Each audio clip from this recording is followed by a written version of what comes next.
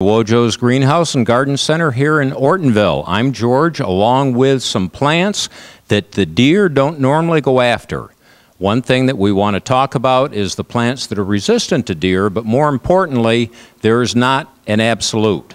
Even with the boxwood that is on all the literature saying that deer do not eat these things, I have two guests from up in the Metamora area that claim that when the deer get hungry enough in the wintertime, they will even eat at the boxwood. So while we're talking about this, we're talking about the plants that most often are not a favorite of the deer. And we're going to talk about the trees and shrubs today. We'll come back and do part 2 dealing with perennials, and then the third part will be the annuals. I'll be working off a very comprehensive list that is provided by Michigan State University, their extension office.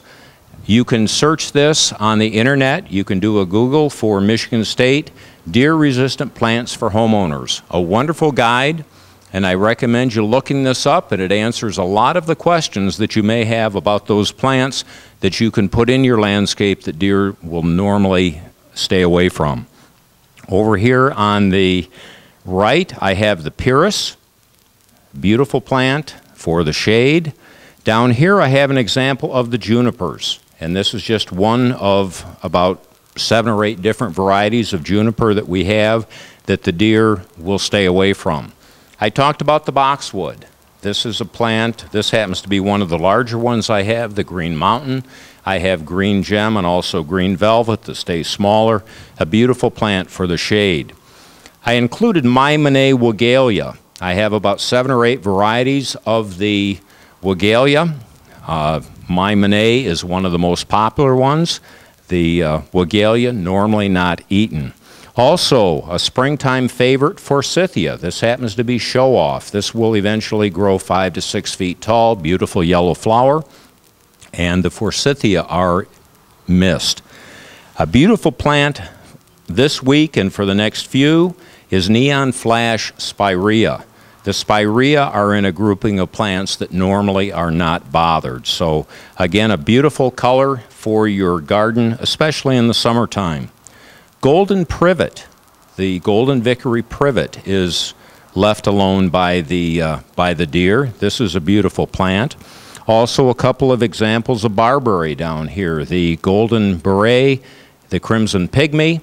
The deer leave that alone. Also the beautiful smoke tree.